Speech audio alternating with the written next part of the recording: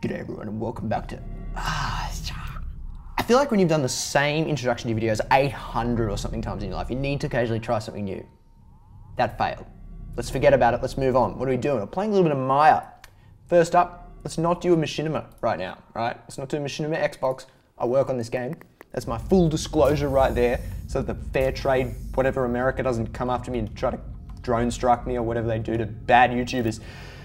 I work on 3 games in my life. I work on Natural Selection 2, I work on Subnautica, and I work on Maia. Maia, not a lot of time, because I work full-time for Unknown Worlds. They make Subnautica and Natural Selection 2, so it takes up most of my time. But occasionally I get to play this sweet little game, I get to work on it. It's so underrated, it's so awesome. What I'm gonna do right now is a little series where I play through a bit of Maia in discrete little chunks, talk about a little different part of the game every time. So right now I'm starting a game, so this is like a tutorial on how to start a base, except I'm a crap player. So my colonist is probably gonna die, and if I was like Eat My Addiction or someone, did some sort of drunk playthrough where I took a shot every time a colonist died, I'd be so gone, I'd be on the floor, it'd be disgusting. What should you do when you first start a base in Maia? What I like to do is place a workshop in this first little room. You always start with at least one generic room casing, airtight casing with an airlock that leads outside. Outside you can't breathe the air. Don't walk out there without a spacesuit. Very bad, and you don't want to let that air in because the colonists can't breathe it. So placing this little workshop right here at the airlock, and the reason I place it at the airlock and not say over here in this other empty room I've got is that one of the first things I want to do is build solar panels, wind turbines, and water distiller thingamajiggies outside, because you need power and water for your colonists to survive, right? And to do that, oh my goodness, it's an earthquake, but I'm okay.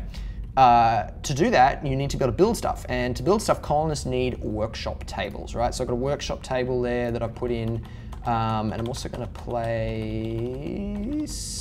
No, I'm not going to place an atmosphere generator yet. I don't need that yet, but what I do need is some power. So I'm going to go out here and place a solar array. In fact, I'm going to place 2 solar arrays, and I'm going to place a wind turbine over here.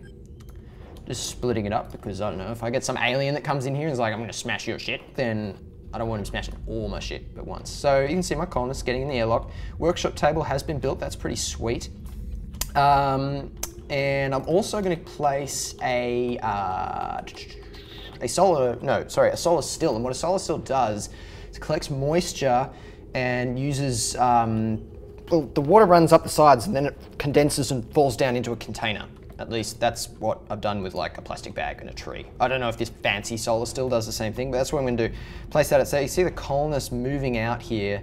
One of them with the rifle to guard, because if you get aliens coming along, they'll kill your colonists and you don't want that. But dude with the rifle, he's got this under control. These two are getting a little bit too close, if you ask me. I'm thinking these colonists have been on this planet for not very long, and they need to contain themselves, because emotional bonding between colonists could get very bad. You know, if one dumps the other one and they start killing each other, that's just going to be intense, and we don't want that. So once they come back inside, I'm going to get them to build 2 things. I'm going to build a work light. I'll talk a bit about that later.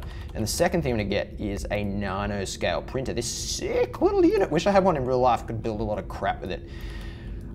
Builds these little improbots, and the reason we might want to build more improbots is we're going to do some mining operations. So I'm going to select the hand tool down here, I'm going to go, and I'm going to go, and I'm going to dig out a whole bunch of rock here. Big section of rock is going to be dug out. And that is where I can put more airtight casings. And I've got airtight casings here, right here, and here, which I haven't put anything yet. And there's another one over here where I'm storing water and ration pack. I start with that stuff. Sweet, thanks game for starting me off. Ooh, it's nighttime outside. Let's place a glow stick right next to that. Oh, one of my solar arrays. Did I place 3 or 2? I can't remember. Anyway, well, they've built one of the wind turbines, so that's pretty sweet. You can see that there.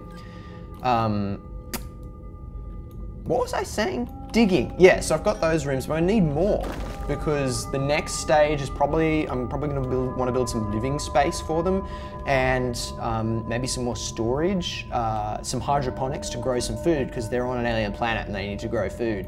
And the reason I've placed this work light is that colonists have emotions, right? They get sad if it's really dark outside. So we don't want it to be dark, or inside and outside actually.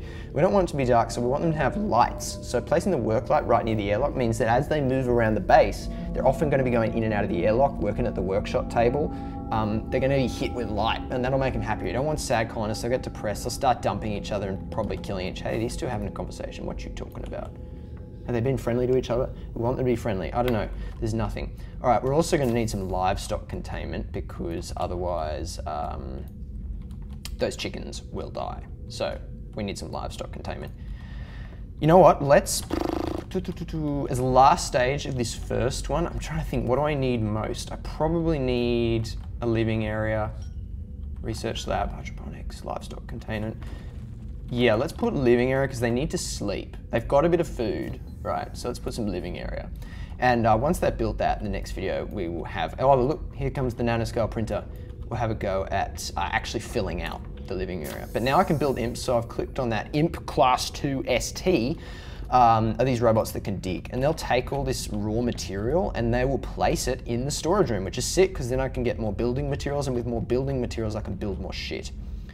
Looks like one of the solar arrays is up. Thank you, colonists, following my godly orders, my commands. They won't always do that. I've got a solar still. This is awesome. This means that our base is now collecting water. I guess what that is like there's a solar panel on there. Anyway, I'm not sure of how that solar still actually works, but it's pretty sick. See the solar panel there collecting, it says 1.7 kilowatts of power, which is sick. And you know what? I said the living area was going to be my final thing that I built, but actually the final thing that I built in this video is going to be a flywheel energy storage system. And that's really important because if the sun goes down, my solar array is going to stop collecting power, which is why I built the wind turbine. But if the wind stops as well, then my base has no power. And if my base has no power, everything's going to be horrifically bad. And I won't be able to do things like power this here light, which you can see the colonist now constructing. Let's give him a moment here. He's tinkering, he's tinkering, he's tinkering. Any second now. Oh yeah, we got lights. So these colonists are now going to be happier, but we need to be able to power this light. I can turn it off and on. We want it to be on because otherwise the colonists will get sad. Anyway guys, that is first stage of this little Maia base. Second stage, we'll have a look at living area and we'll have a look at placing some base structures inside these newly dug out areas that I've mined. Peace everyone, see you soon for more Maia.